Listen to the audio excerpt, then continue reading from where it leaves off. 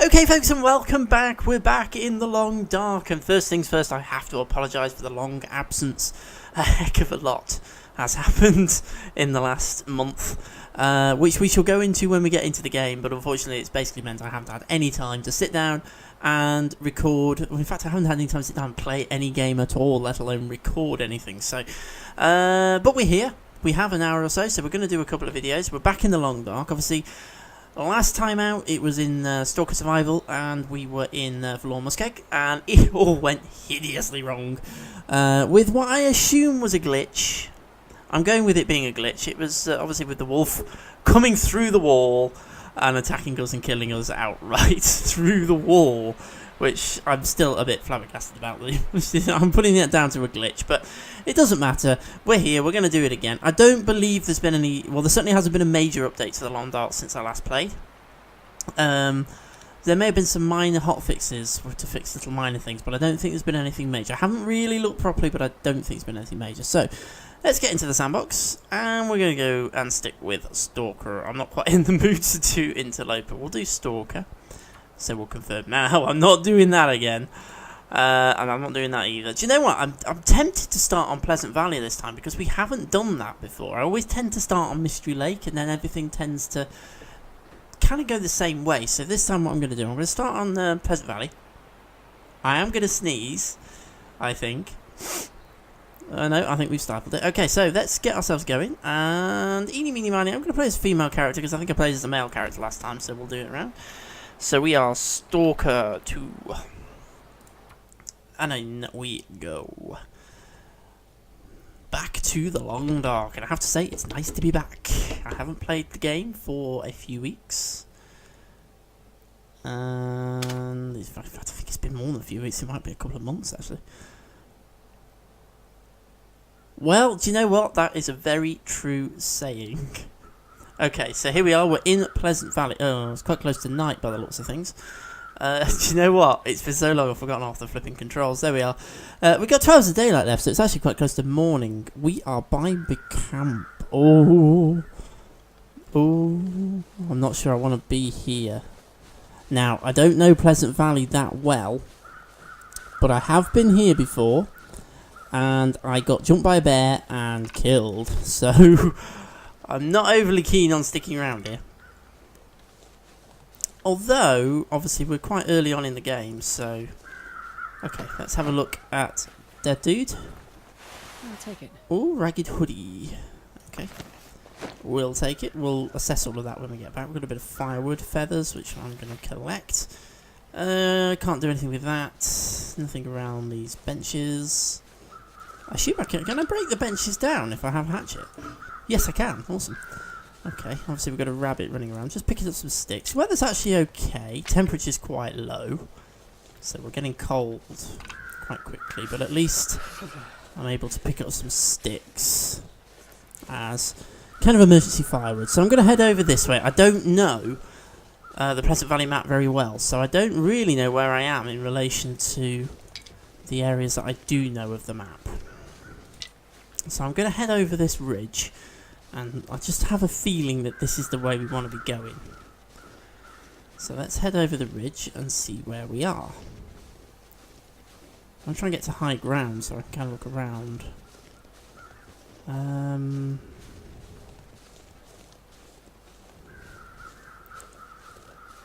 And here is some water. Oh, okay. I know where we are. At least I think I do. This is where I got jumped by the bear. I was hiding in this hut.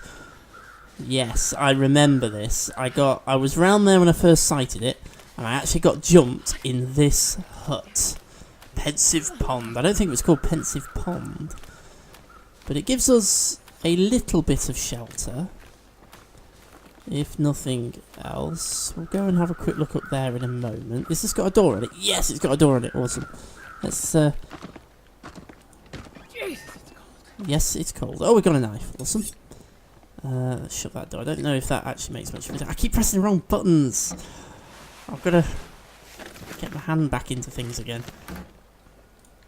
I have to be honest, the last game I did play was... I had a quick go on Half-Life 2, and I had a quick go on Portal. I actually recorded a video of Portal, but I wasn't very happy with it. I wasn't very happy with my commentary, and I wasn't very happy with how the overall gameplay went. So in the end, I ditched it. I might do it again though. I might do some Portal. I like Portal. I know it's an old game, but I do like Portal. And I have actually got an unpublished video, which I think is finished. I'm pretty much ready to go. Which is the first of a series of going retro videos from a load of... God, never. Okay, this is not good.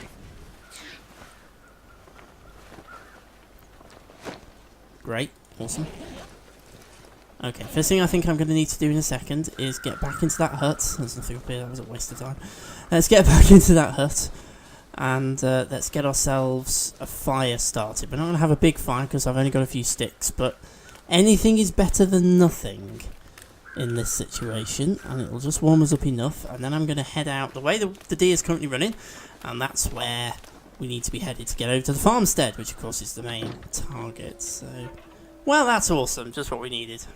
Okay, so let's see if we can get this thing lit. Do we get a better chance using sticks? No, we don't, but we'll give it a try. We'll have an okay-ish fire because we've got a piece of cedar, so we'll use it. Obviously, there's walls around. Because this is Stalker mode, you don't get a bit of respite at the start of the game. The animals are there right from the go. Yeah, so the last few weeks have been rather interesting. My girlfriend's moved in with me, which is obviously a fairly major step. So that's what's really been occupied most of the time, is doing that. And kind of combining two households full of stuff into one house. Well, flat. So that's kept us occupied for quite a bit of time trying to make that work. But we got there. We got there in the end. And my full-time job is unfortunately coming to an end fairly soon, so I'm job hunting and doing various other things at the moment, so it's taking an awful lot of time as well. So I've not really had time to do anything, unfortunately. I've been darting here, there and everywhere. I haven't had any free time. We've been very busy at the weekends, doing other things and going and visiting people, and obviously we now have two families which are quite a long way apart that we go and visit. Obviously, you know, we want to do that, so it's slotting things in really and doing a bit of recording here and there. Obviously, fairly soon I will have quite a lot of free time on my hands, but we won't go too much into that.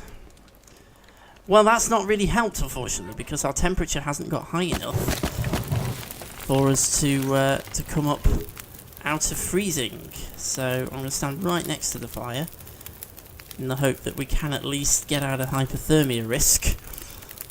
I wasn't really paying attention to what I was doing there, was I? We just need to get ourselves a little bit warmer just so that we've got a little bit of time to make a bolt for it. We've got 47 minutes now, so we might as well use that time to make a little bit more water. Yeah, that's better. We're at 1 degree, 2 degree, that's alright. Well, we should have got ourselves out of the freezing area and out of the hypothermia risk, so hopefully let's just make a little bit more water. Water's always good. You always want to try and grab opportunities to make water, as I always say. Never waste a chance to make water. Obviously, I'm slightly concerned by the wolves that we can hear. Let me take a brand. And the ominous music, which usually heralds some bad weather. Okay, let's head out. Let's shut the door, keep our eyes open. Check our blind spots, because that's how the bear got me. I came out of there, ran up here, and the bear jumped me from behind. I don't want that to happen again. So cold. Yeah, I know. So cold. Yeah, I know. There isn't much we can do about it. We're not going to be able to survive in that hut for very long, so we're going to have to press on and hope we can get to some slightly better shelter. We probably could, you know, survive in that hut for a bit longer, but obviously we want to get ourselves into... I should actually jumped in the sleeping bag, actually. That was probably a wiser thing to have done, but never mind. Right, okay. Now, I need to remember exactly how to get around this little obstacle. And so I'm fairly sure I can't just walk up there and jump off. I'm going to have to go around it. Hopefully, we can drop down. I really don't want this to be another one video series, because that last one really did suck. Okay, yeah, there we are. that's where we're heading. You can see there's the farmstead in the distance, and that's where we're going. This is a big waterfall, I'm pretty sure, so we need to get down and around this. Oh god. Oh no, I've gone and done this the hard way. I'm probably going to end up injuring myself, and I'm in Stalker mode, so I am actually going to end up injuring myself. Crevasse! Don't fall down the crevasse. I fell down the crevasse. Oh dear. Right, we got away with it. Excellent. Right. Whew, I was slightly worried there, I have to be honest. I have to, because I've been playing in Voyager mode. Oh, didn't mean to do that. I didn't mean to do that. I dropped my brand. I just wonder why it had gone out of shot. I wonder if that's a little bit of a tweak where they've actually got the brand going out of shot, so it doesn't get in the way all the time. There's a waterfall. Animation on that's improved significantly.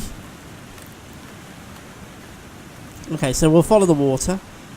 We're at minus 70 degrees. We are freezing, and we presumably have a hypothermia risk. Oh yes, we do. Okay, now the brand's useless. Get rid of it. Alright.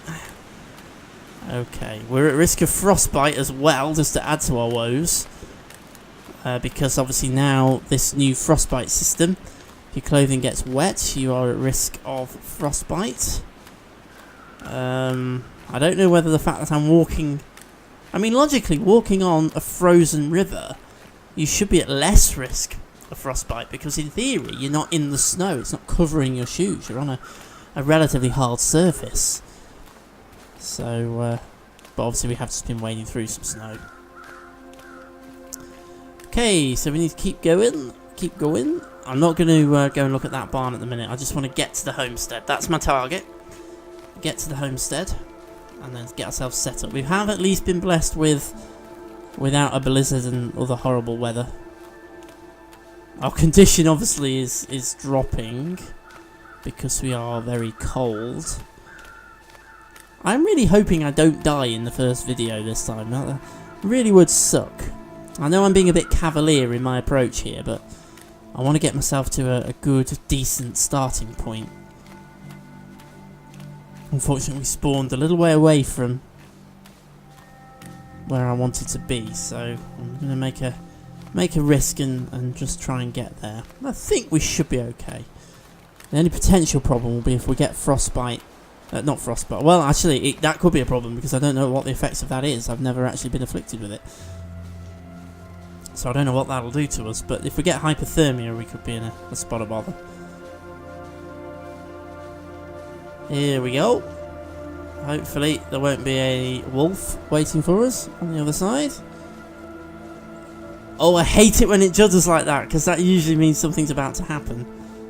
Okay, good. Tempted to just get a bit of a sprint on here so we can get inside, out of the cold, before we catch hypothermia.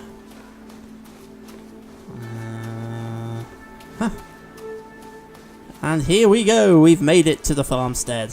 Very good starting point for this survival series. Excellent. And we're inside. Obviously the farmstead's not as good as it used to be. It used to be a real Aladdin's cave of stuff. Now obviously it's not, but it's still got a decent, it's a good place to be. It's a nice large building. You've got plenty of starting resources in here. You don't have to worry about heating it, and nobody needs this anymore. You've got plenty of space to stash your loot as you go. So let's start looting. Obviously we're now 4 degrees, so we're up above freezing, so we're okay on that front. In fact, let's just stop here for a second. We're at frostbite risk. Our hypothermia risk is quite high, but we should be okay with that one now. Let's just have a quick look at the clothing, because I'm trying to work out what I'm at risk of frostbite of. I think it's probably because I don't have any gloves, and I also don't have a hat of any description. So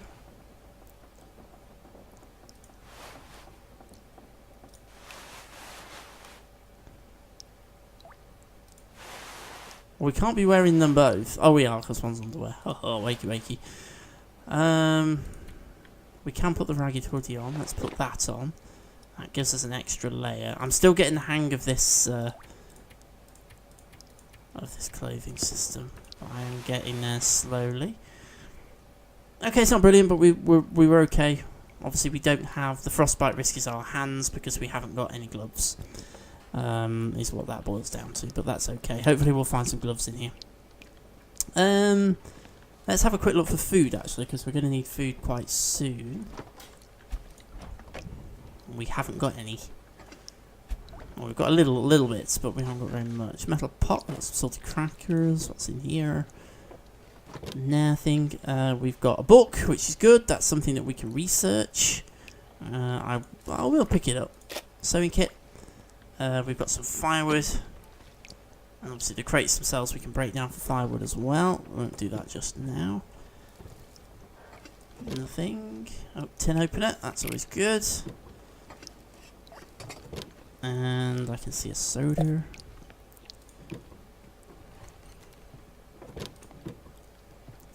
Yeah, this used to be a bit of an Aladdin's cave. Stuff will come in handy.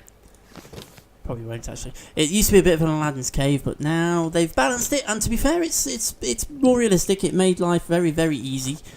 In the original incarnation, where it was very straightforward to survive if you came to any building, quite frankly. But if you came here, there was so much loot to get you started with. There's a storm lantern. Whoops. Yep, there we go. We have a non-researchable book. That's just an ordinary book. Cardboard matches.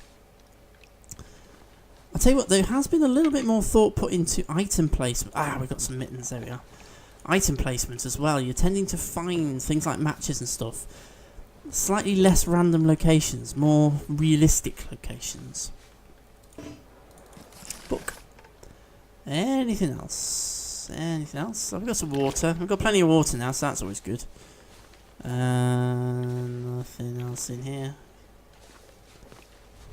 Let's have a look through here. We've got a few things in here. Let's have the obligatory flick through the filing cabinets. I know I missed a drawer. And nothing, not surprising. We've got a first aid kit down here. Let's see what we got. Ah ha ha. Ha ha ha. I assume you can see what I can see. We got a rifle. Excellent. Another book. Warm work pants. Okay, cool. Don't know if they're any better than what we're wearing, but we'll have a look in a minute. Books. Another soda. More books. Always good for fires.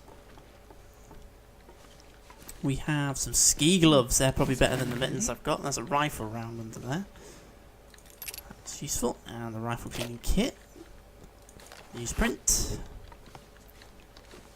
And I think that's pretty much it from in here. So let's head upstairs. Through the child's toys. We'll go into this room first. There is something under the bed. I did see that. What do we get? Chocolate bar. Oh, I could do one of them actually. In real life, that is. I fancy some chocolate. I am a bit of a chocoholic, I will be honest. I'm slightly addicted to chocolate. Is that a scarf? It is a scarf. Can I pick it up? Yes, I can. Excellent. I'm slightly addicted to chocolate. Some wooden matches. That's good. Drawer. See what's in here. I'll take it. A duke. And I will apologise if I'm saying toque wrong, by the way. I actually have no idea how you're supposed to pronounce it. 'Tis not a common word round our way.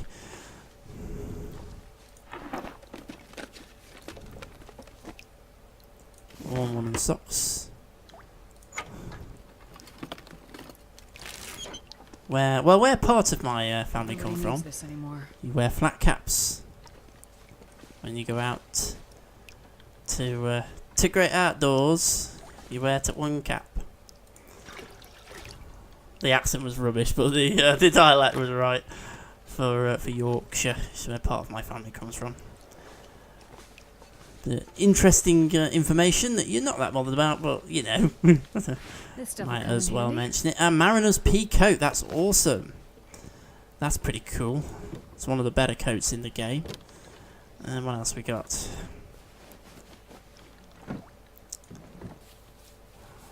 Actually, let me just hold. Ooh, a bit more clothing. Let me just holster this because we don't need to be wearing it. I don't need to be holding it out all the time. Anything in the drawer? Nope. Anything under the bed? Nope. Okay, so pretty much got that room. And the one over here, always the last one I end up checking. So this is my standard process. If you've seen my videos before, you know exactly how I do this. Whenever I go into my whenever I go into any location, but certainly my sort of base camp when I first get there, the room I'm going to use as my base camp, which is obviously going to be this building. I always go around and just sweep the place, and I'll take absolutely everything, hold it in my inventory, even though I'm going to go overweight. I'll hold it in my inventory, and I will sort it all out and store it when I've got everything. So I only have to go and sort things out and store them once, rather than have to keep going back to where I'm storing things and coming back and going back and going back and going back, whatever. It's just a lot quicker. I tend to do that whenever I go and raid any rooms or raid any buildings. I'll always go and just go around, pick everything up, and then bring it all back to the base camp and sort it all out. So we've done that now. We've gone around the building. This is the farmstead we're going to be using as our base camp. And of course, for anyone familiar with the Long Dark, I have not forgotten the cellar. The cellar is outside. I'm going to sort myself out first before I do that. So what I'm going to do, fire starting supplies are going to go here.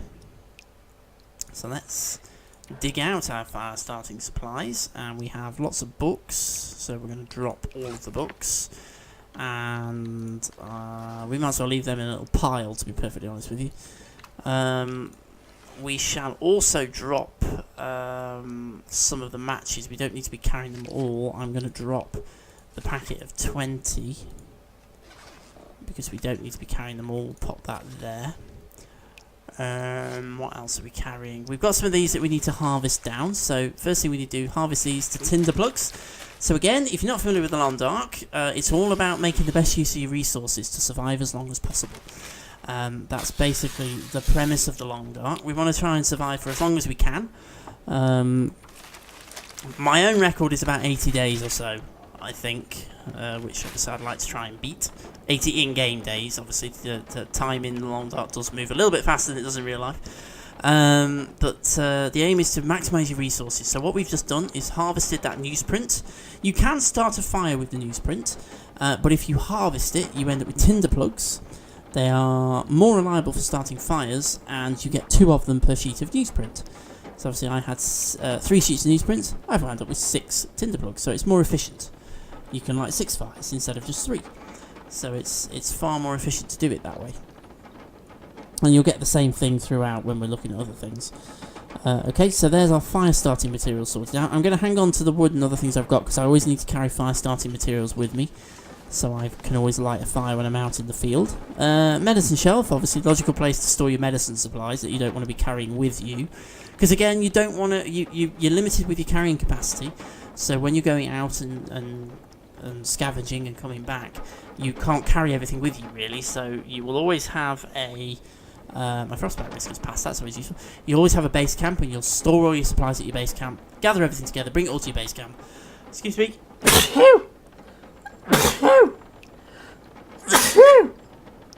Excuse me. Bring it all to your base camp, and basically just store your supplies there and build up a supply cache that you can then draw on when you go out. You carry with you basic supplies so that you can survive while you're out scavenging, and then you bring the bulk of it back to your base camp so that you can survive long term. That's the strategy that most people use. Some people are nomadic, they move around, but I don't tend to do that. So what we're going to do, we've got 3 sets of 6 antibiotics. We don't need to be carrying all those with us, so let's store them in this medicine cabinet, transferring them into the container. Now obviously everything has a percentage, as you can see.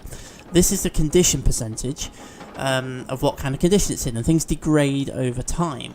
So what we want to do is store the ones with the longest shelf life, so that's the highest current condition, and take the ones with the lowest with us, so that when we use them, we're using the things which are going to expire and degrade first. So we maximise our storage shelf life for the stuff that we're storing, if that makes sense. So we're storing the stuff that's got the longest time before it's going to degrade, and we're taking with us the stuff that we're likely to use fairly quickly, which is going to degrade quickest.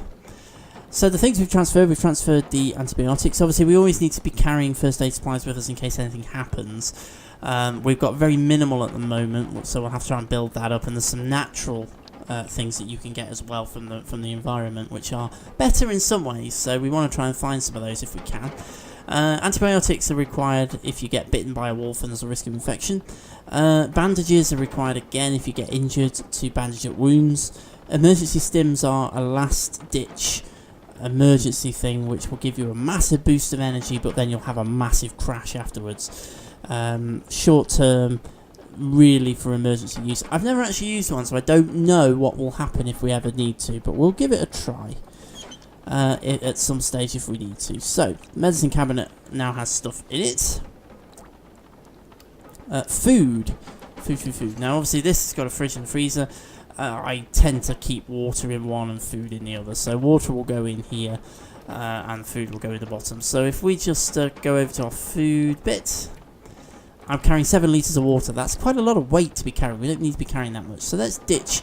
We might as well get rid of 3.5 litres of that water. So I'm now only carrying 3 3/4 litres, and I've got 3.5 litres stored, which I can come and get later.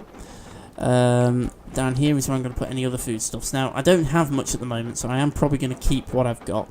Same principle applies when we're storing food. We want to store the stuff with the longest shelf life. So that's the stuff that's going to last for the longest before it degrades, that we can store. And we want to use the stuff which has got the lowest shelf life. Anything that's below about 20%, food-wise, you have a risk of food poisoning. So you want to be very, very careful with it. Obviously, at the moment, that's just about okay, but we really need to use it quite quickly.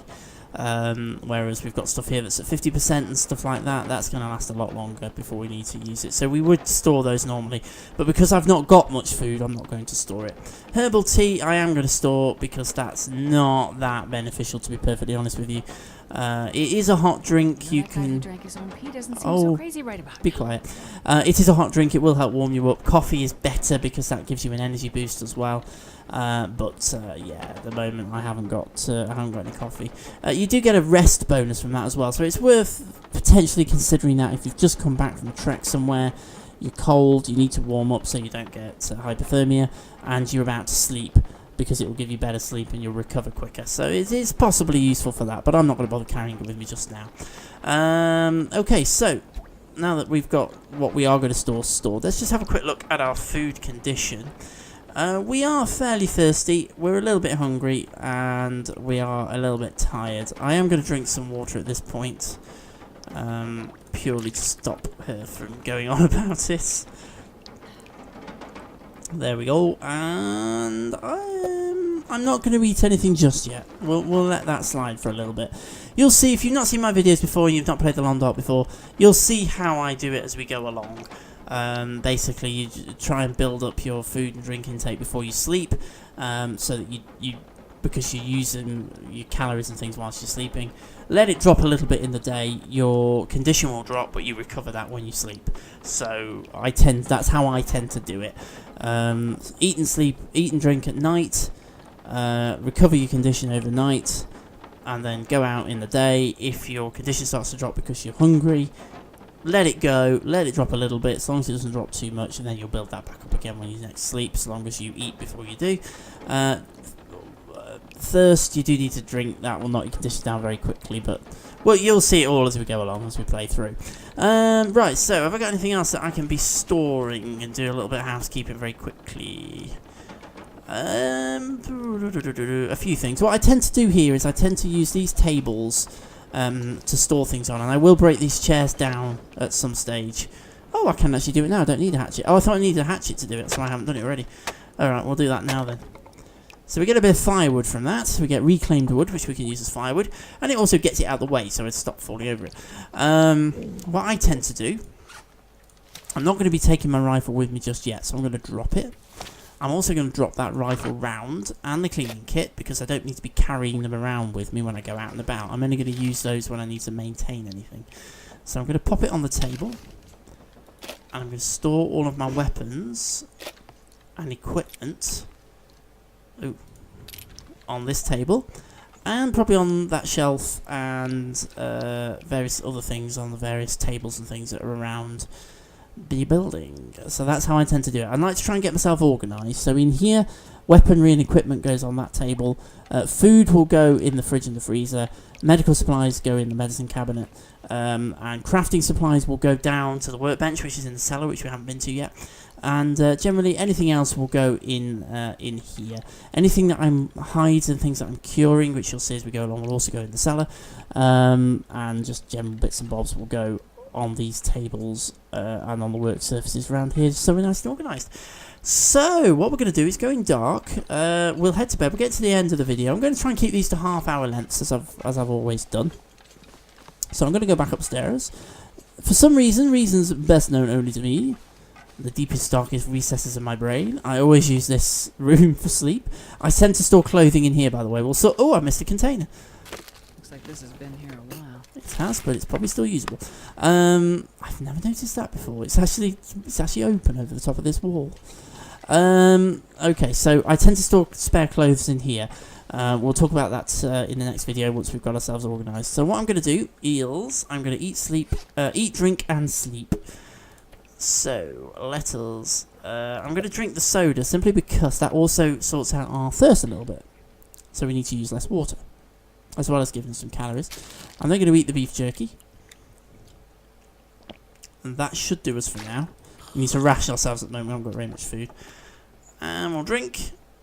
And we shall go to bed. Obviously, the sleep system I will explain in another video, because we're at the end of this one. So I'm just going to sleep for an hour. That saves the game. I will talk, for benefit of people who've not seen The Long Dark before, I will talk about the sleep system and recovering your condition and all that kind of stuff in the next video, but right now I've only slept for an hour just to save the game. I will then sleep through to the following morning, but we'll have to do it in stages because of the way the sleep system works. But for now, I shall say welcome back to The Long Dark. We are back in Stalker, we are doing another survival playthrough, and I'm really hoping I don't die so quickly this time. We can make it through. Story mode cannot be far away, so I'm really hoping that we can have a nice decent run and then go into story mode. But I'm going to say for now, thank you very much for watching as always, and I shall see you again very, very soon. Thanks for watching.